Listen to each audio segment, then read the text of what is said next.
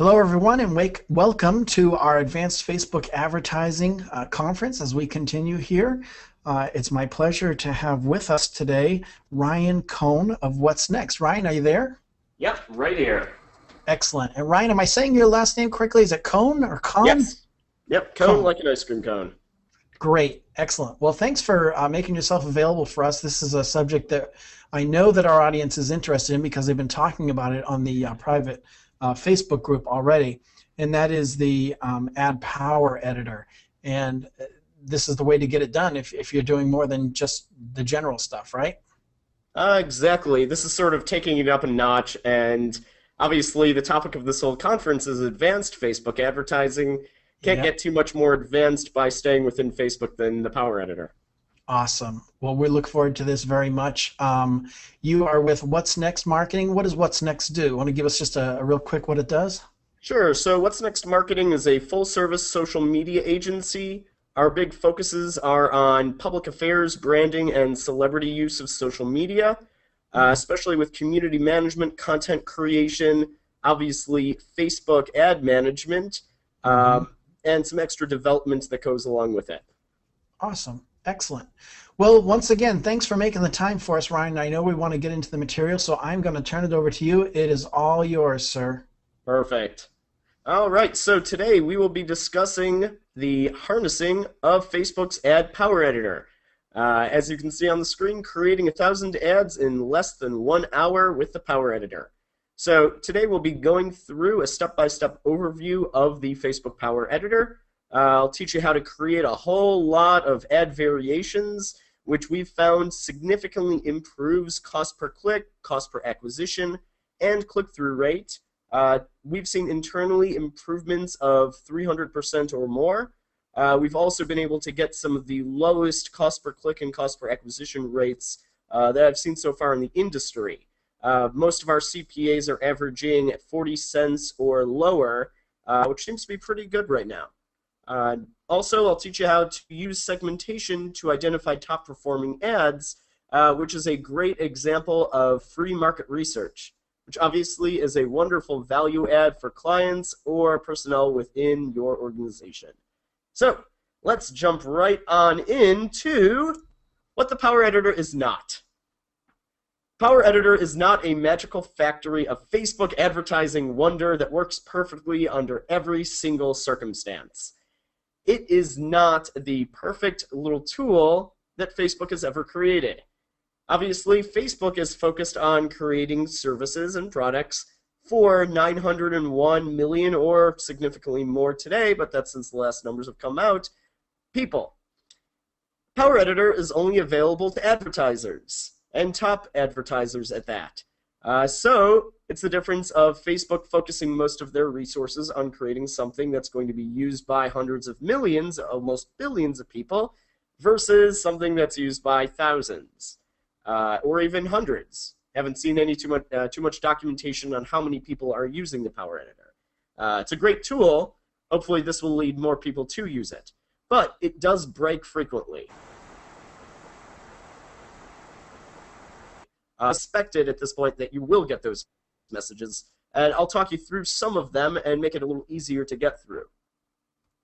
But when it does work right, it has the capacity to produce massive numbers of ads at a much faster pace than the traditional Facebook advertising system, and especially since the normal Facebook advertising system has reduced the easy ways that they had before of duplicating single ads.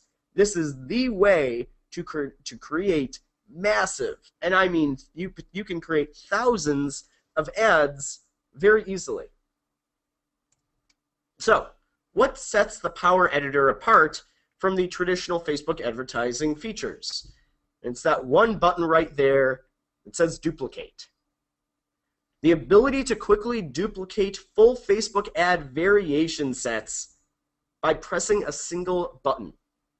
When you can create one ad, and in seconds, or even 1 to 2 seconds, you can duplicate it, and then duplicate those, and keep going until you have thousands of ads, each with very tiny variations. Well, that means that you are going to be able to experiment. You're going to be able to A, B, C, D, E test, and find those perfect combinations that are going to drive your best results. So, why is more ads better? The Facebook advertising system is complex. Complex systems innately require trial and error. There are two different ways that you can look at this. There's the God complex approach and the trial and error approach. And if you'd like to see more information on this, I highly, and I mean highly recommend Tim Harford's July 2011 TED Global talk entitled Trial, Error, and the God Complex. He breaks this down better than I ever could, but I'll give it a real quick go at. So, most people, typically in large-scale organizations, will use what's called the God complex approach. That's where they bring together the top people around and they try to create the perfect this, the perfect that.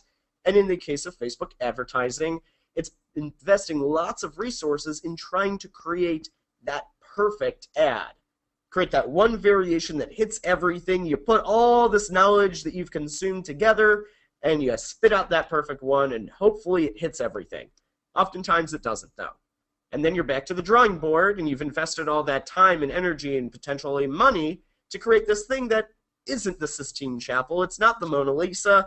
It's a cheap knockoff. Instead, we tend to focus on the trial and error approach. That's where you devise a variety of potential strategies. You create hundreds of different variations, if not thousands. Then you test them out and see which works best. And then you create more variations based on the best results from that first test. And you keep going. If you create 100 in your first test, and there's one or two that stick out, you see what set those apart from the rest. Then you can create other ones based on those. And you keep going until you create the perfect ad. That ad that you know, based on prior knowledge, is going to hit those great CPC, CPA, click-through rates that you could only dream of otherwise. So, another great benefit, though, is market research. So I'll jump back into my history a little bit. Flashback time. I started working with Facebook in a business role in May of 2007. At the time, I was with a large ad agency, and we were trying to potentially position one of our brands as the 6th sponsored group to ever be on Facebook. That was back in the days of the Apple Student Users Group and Victoria's Secret Pink.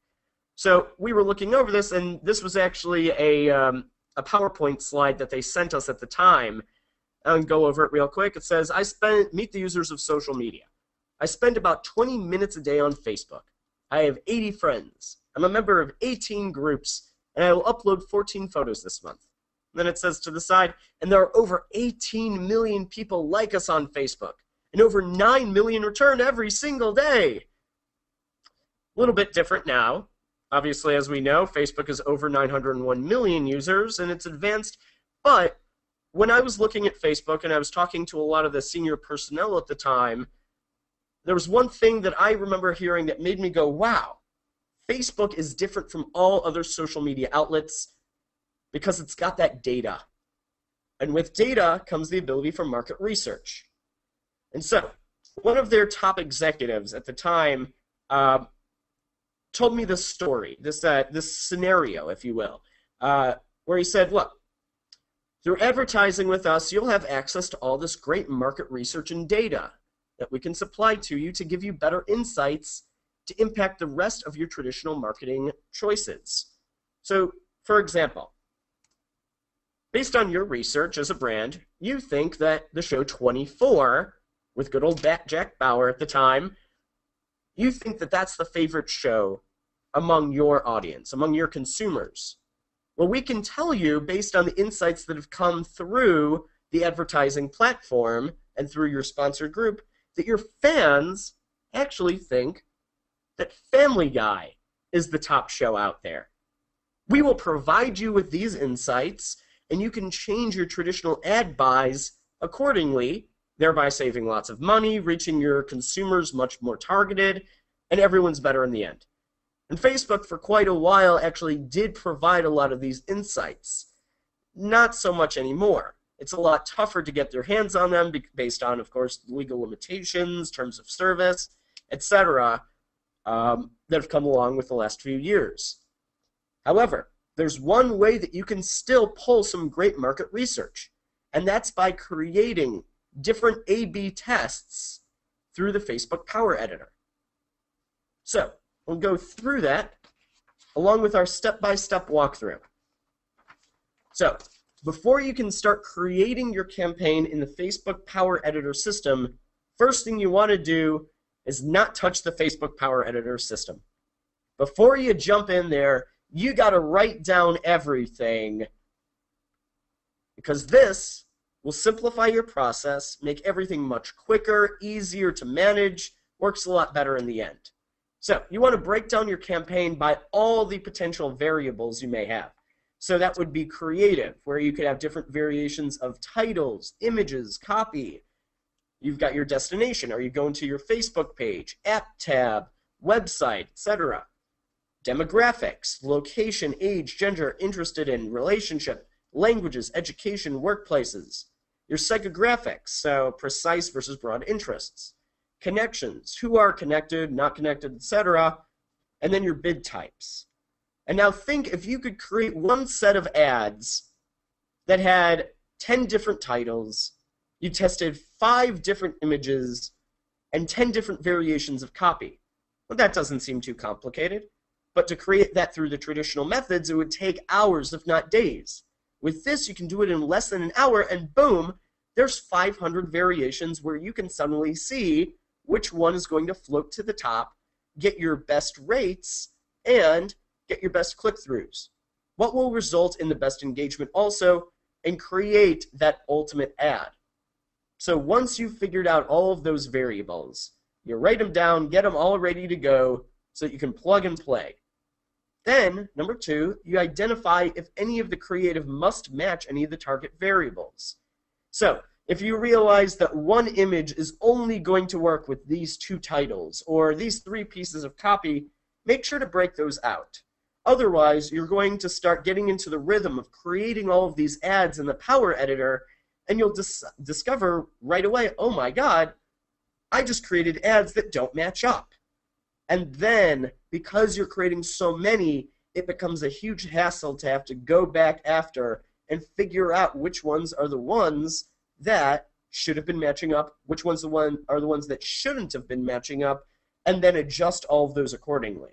If you can set everything up front, you draw it all out, you figure out what works, what doesn't with your variables, then the rest of the process moves much more smoothly. Next up.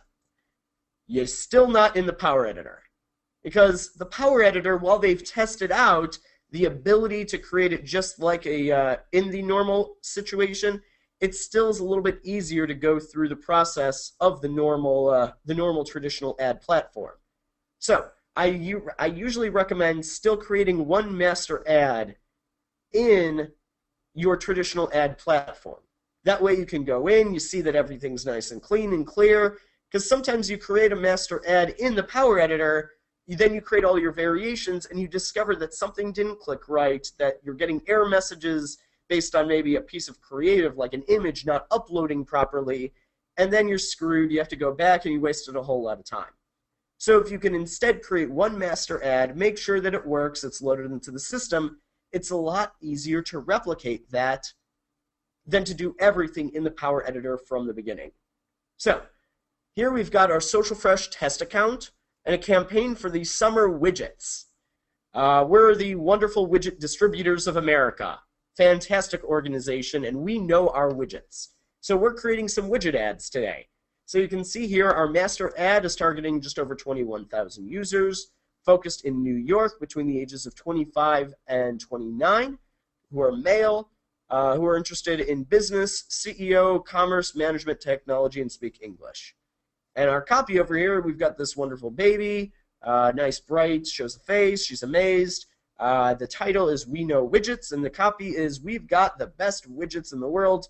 Check us out to learn more. So we've got ours, it's in the system, ready to go. Our master ad has been made. So now we finally go to the Power. If you've got access to the Power Editor, you'll see it right here on the left side. Oftentimes, one of the things that we run into is you've got to have the Power Editor loaded through the account. It's not the campaign, it's the actual account. So even if you give people access through their own personal accounts to a campaign, they most likely will not have access to the Power Editor unless they go into the official account that Facebook provided the Power Editor to. For us, we've got it under all of our business accounts that our managers at Facebook have created for us in the past. Requires having to log in to check everything, but it makes it a lot easier to know where the Power Editor is in the end. So there it is right there. You click on it, and then you launch the Power Editor. The Power Editor can only be used in Google Chrome. This is the one, personally, I find this very ironic and a little funny. With all the discussion of Facebook versus Google and the big fight that's been brewing online, the Power Editor is still only able to be used through Google product. So make sure you're using Google Chrome and laugh a little bit in the process. If you haven't installed the Power Editor in your Google Chrome application before on this specific computer, go to step 2 and install it right there. It's a Chrome application. It's limited access, so you have to go through the platform. Then you're going to open it. And here's what it looks like. It's going to show nothing at first because it's a completely separate application. You're going to have to download all of your information. You could download select accounts, accounts by ID, or, and usually the first time, it's easiest to just download all the accounts that you have access to. You include the pages, that way you can create social connections, and it works a little bit better. So, we go through and we download our information. Seems pretty easy, and it is. Next, we duplicate the master ad. So we see our master ad there. We can see the campaigns that we've got in this account over on the left side. So we can see here under this under the pull down which account that we are currently loaded into. We've got our campaigns over here. You can also click over here for the campaigns and set that information, nice and easy. And here are our ads within the campaign. Right now we only have one ad though. You can see all of our information right over here, easily displayed. We've got our creative preview right here, estimated reach. And I'll tell you, when you start adding in new ads, frequently it takes the Facebook Power Editor a few seconds to load up your creative preview and your estimated reach information. Has to correspond with the system, takes a little bit of time, works through the API, but eventually it typically will work. So, first thing we want to do is duplicate that master ad. To do that, you highlight the ad right there, and you click the duplicate button. As I said before, the ultimate button in the Power Editor. It's what sets it apart from everything else. So, we click on that duplicate button, and it creates a second ad. Just like that, takes seconds, if even that. We've got our variation.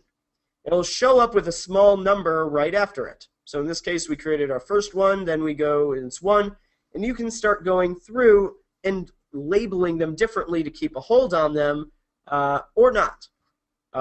It's all up to you. That becomes much more time-consuming, though it's a little bit easier to manage after the fact. So that's your decision right there. Frequently, we'll label them things like, depending on our different variations, AAA1, AAA2, ABA2, ABC3, where each letter or number corresponds to a different variable that we're adjusting. That makes it a little bit easier to where we can go back and say, oh, well, all of the images, which were the second B, didn't work right, so let's get rid of those. Though you'll be able to see the results as they're coming in the actual traditional dashboard, so it's not always that necessary. So, when we're changing a single variable here in point 7, we're going to go over here to that. Make sure that the right ad is highlighted, the one that you're going to be changing, and you make that adjustment. So in this case, the first ad that we had our male 25 to 29. We're not changing creative quite yet. This next one, we want to see the difference between 25 to 29 in New York, male, and 30 to 39 male in New York. So we change only that single variable. Everything else is the same except for that. And then you can highlight those and hit duplicate again. And it will duplicate those full ads. So now we've gone through and we've created ones for 25 to 29, 30 to 39, 40 to 49, etc., and 60 up. And then we highlighted those 5, duplicated them, and changed the gender to women. So now we've got 10 different ads about how we know widgets. We went back through and relabeled them, just like this, to make it a little easier for us to know what we're doing here. So we've got our age, we've got our gender, and we've got our location. Bing, bang, boom. Suddenly we have 10 different ad variations. Same exact creative, same interests, just different gender and age. Now we can highlight them again, duplicate, and change even more variations. So here we've got different variations for New York, Texas, Florida. I think we even extended out a few more. We've relabeled each one of them. As I said, not necessary, takes the most amount of time. You can create a whole lot more variations. I personally recommend creating a lot of ones, not labeling them, discovering in that first batch which worked the best, and then label the next campaign batch that you create. That way, you know which ads are already working. You can label them to keep track of the precise details for market research capabilities after the first few days of running them, and you get a little bit more precise information. So here we go. We've created quite a few ads. I think at this point we've actually gone into the hundreds now. We keep creating more and more variations, keep repeating step 8, which, as a reminder, that was the highlighting multiple by holding down Shift and changing variables, making lots of them. And frequently, I'll tell you, as I noted about how earlier, the Facebook Power Editor is not perfect. This is a perfect example of that right here, where there will be a dead ad. It doesn't show up as anything. You can't even click on it, but it throws off their system a little bit. So make sure when you're highlighting that you're hitting the right ones and it's not all shifted upwards, because that will occasionally happen. So you keep doing it, and then when you're ready to put it into the system, you have to upload it. Now remember, just because you made the ads here doesn't mean that they're in the Facebook system. In reality, they are not. They are still on your own computer in the Google Chrome application. They have not even been connected to Facebook. You've got to upload them. You download information from Facebook and you upload it back to Facebook. So you got to hit that upload button, which is in your top right, and this will pop up. Now, as I noted earlier, frequently it will say from the first time, cannot upload, 0 ads found. What that means is that you've got to click on one of these ads, look at the creative preview, and make sure that something is coming up there. It's got to register the creative preview in the system. If it sees those, then it registers the ad ID and says, all right, we've got some ads here. Let's upload them. And you can go to upload, and it will show your total number of ads, and this will take a little while. Frequently, it won't upload in order. You'll suddenly see number 40, then number 30, then number 26, then number 82, and it'll keep bouncing around. It's not very consistent, but it gets the job done. So the bar will eventually start filling. It's working great, and then a failed ad. Oh, look at that. There's an unknown error. As I said, once again, Facebook is not perfect with their Power Editor functions. So when you see this, typically, especially if it says unknown error, that means that Facebook's Power Editor didn't pull it in, and you've got to do it again. So you go out, you upload it one more time, and then it works fine. Oftentimes, when ads fail, and they will, you will upload them again 2, 3, 4 times to make sure that each one works. You'll know that this is going on if you upload it again and you discover that some of the ads that errored the first time go through and some don't. And eventually, if you keep doing it over and over again, you'll get them all up there in the cloud. It will be happy, and you can have that wonderful party because you suddenly created 120 ads in this case, or thousands, if you create a whole lot less than an hour. So you want to go check your dashboard, the traditional ad functions, to make sure that the upload was successful. You can go and you'll see all your different variations there. There we go. It will show that they're all pending. You'll see the total number of results right there. Got your campaign info. You can click on each one. It will show your preview like normal. It was like you created all these by hand through the traditional dashboard. But you didn't. You created a whole lot of them through the Power Editor. So now that you've created them, they get approved. Boom, bing, bang, boom. They're running. Everything is happy. Now you've got to manage them. So as the campaign runs, you want to pause your poor performing ads. You can see that by looking over, obviously, your clicks, analytics, actions, etc., your bid price, your everything.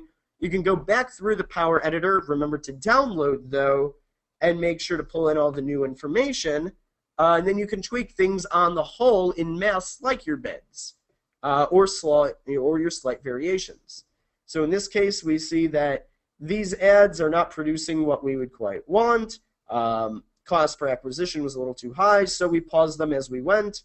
We saw these ones were working a lot better, getting our rates great. And as we went through, we turned some of them off, kept some of them going, and eventually we came out with the perfect ad here. And in this case, this was an ad that actually was pulling in, I believe, for most of the campaign, 34-cent CPA. So for this specific industry, with how targeted it was, worked wonderfully. Brought in a whole lot of fans, which was the purpose of the campaign, to grow the community. So, as I said, as the campaign runs, you want to pause for poor performing ads.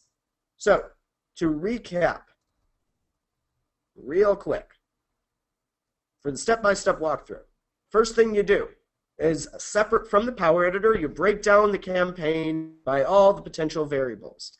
Write it all out, list it out, draw it on a big whiteboard if you have to, make sure that everything is connected properly.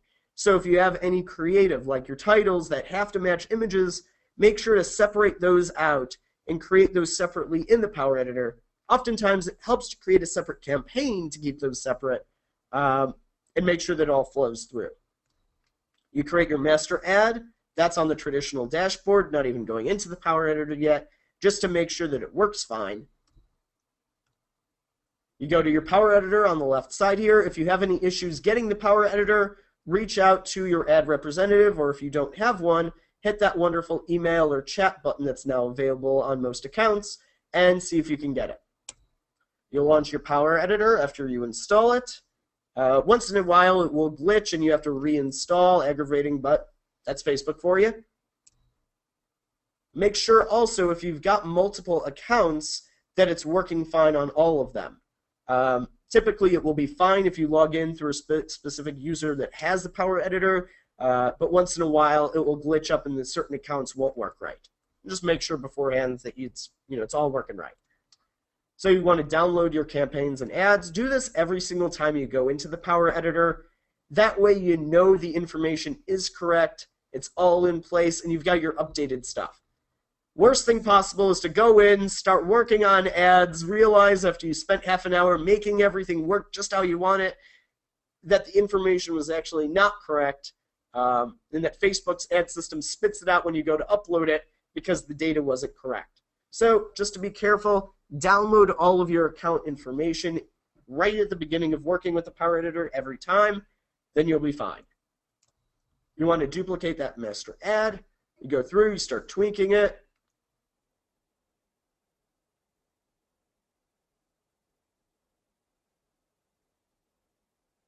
You start variables through that. You tweak on a very large scale. You highlight by hitting that shift button. You can hit duplicate after that, and it'll create lots of variations based on what you've made.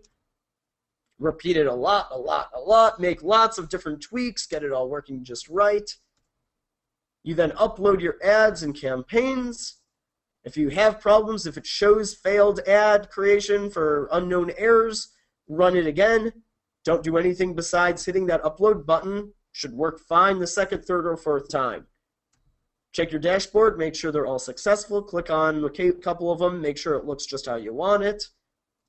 And then as the campaign runs, you pause your poor performing ads, you adjust accordingly, and then frequently we'll shut down a full campaign and do it again based on our most successful ads. Create a whole new campaign with new variations, much more slight from the first time, but finally when we see, for example, that maybe an image of a baby works great the first time, we create a bunch of different variations of baby images the second time, and it works wonderfully.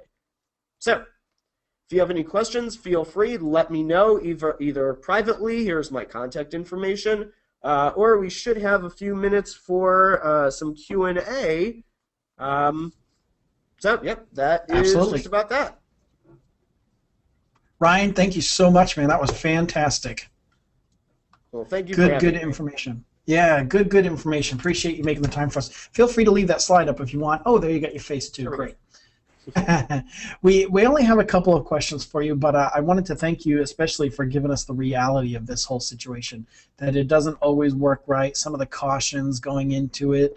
Appreciate your experience in doing this and helping us to, for those that maybe have never used it before, so that those things don't scare them when it happens. Happens way too often. It sounds like it from you. I know personally I haven't used the Power Editor myself, so I appreciate you walking through it. It was actually the first time for me to see it, and I think that several in our audience are probably like that and are going to be able to benefit from it. First question, I guess, is probably something you already covered there at the end, but it came in earlier, is how to get the Power Editor. I noticed that I haven't done a whole lot of advertising. I have it already. They're giving it out fairly easily these days. Yeah. Yeah, at first it was a little tough to get. Had to pull some strings. Actually, for us it was pretty easy, but I've heard that from other advertisers that they've had some difficulties, especially on the brand side. These days, if you have an ad rep, then it's pretty easy. If you don't, then if you just contact Facebook, let them know that you're about to create a very large campaign. Usually, words like "very large," they like that, and they should give it to you pretty easily. Yeah, lots of money. That goes a long ways in getting attention, doesn't it? Of course. Not just in Facebook either. Another question, when using, we've been talking throughout the conference several times in Q&A and even in our Friday Q&A about the options for using third-party apps to manage and to handle Facebook. If this is the Power Editor, and it seems like it does certain things real well, what are some of the reasons why you would go to the next level and get a third party? Any thoughts on that? From what we've seen, we don't work a lot with the third parties, but when we have, they typically make the market research element a little bit easier. Some of the user interface is also a little easier, so if you're looking at the Power Editor and throwing your hands in the air and going, I give up, this thing is so frustrating, I don't like the errors, I want to be able to match up ads a little bit easier, more seamlessly, the third parties are good for that. Especially when you know that a specific piece of creative must work with this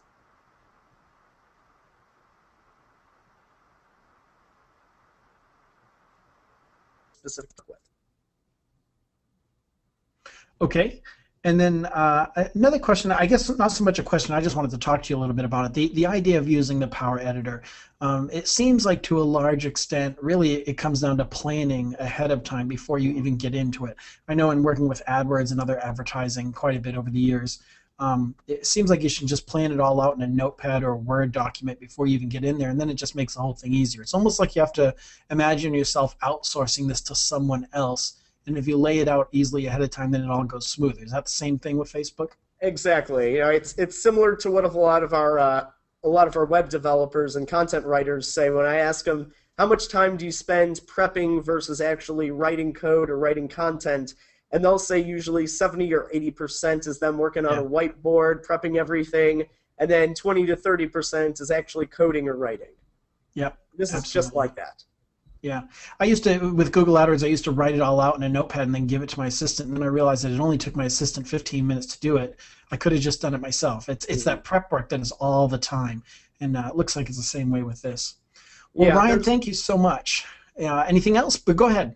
I'll give you a real good, I don't think I went into a lot of detail on the market research application, just realized. give you a quick little case study, real short here. Please. One of our clients is a major higher education, a major university. We ran a campaign recently for them trying to boost their transfer applications for the upcoming fall semester. One of the things they wanted to know was, with all of the different potential locations, especially community colleges that they could pull from through the nation,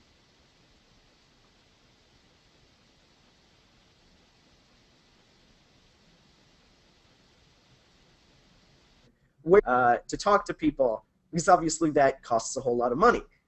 So we ran campaigns with the same exact creative all throughout, and about 1,000 different variations on different colleges and universities to pull from around the country, through, I believe it was about 20 different states. And we discovered some really interesting insights. For example, this university is in the southeast U.S., and we were all very surprised to discover that community colleges and mid-sized universities in New York State had great click-through rates, lots of interest. They had some of their best results from there, and suddenly they were able to turn around and say, wow, we've been allocating all of our resources over in these states. We should probably move some over to New York and start hitting it hard there. And that's the kind of situation where it's almost like sending a scout team out there through Facebook ads, and they were able to justify some of the costs ahead of time by telling their higher-ups, look, we're going to gain all of these great market research points. Even if it doesn't work great in bringing in new applicants, we're going to gain so much insights that there's no lose here. Yep. Awesome. And that's, it reminds me of the old, the story of the, what's the name of the guy who wrote the 4-Hour Work Week? He A/B tested the title of that book, right? Yep. And he did that through Google AdWords, found out what got the most clicks, and then made it the title of his book, and look at what happened, right? Doing okay today? Yeah, it looks like he's doing all right. Give me the name again. You know who it is, right? Wait, was that Tim Ferriss? Yes, Tim Ferriss. Thank you. I had a mind block for a minute. But yeah, that's what he did before he wrote that book. He used Google AdWords to A/B test it. The nice thing about Facebook, as you mentioned, is you can A/B test all kinds of things, not just the creative of the ad itself, but the targeting. Yeah, awesome information. Well, thank you so much. It goes to show that Facebook ads, not just for advertising and lead gen, but actually for market research. Awesome point. All right, well, thanks a lot for having me, and if anyone has any more private questions, feel free to reach out. Contact information should still be there on the screen. I'd love to chat with you. Awesome. Thank you, Ryan. I appreciate you making some time for us. Great presentation. On behalf of Social Fresh and our viewers and Jason Keith, thank you very much for making the time for us today. Thank you.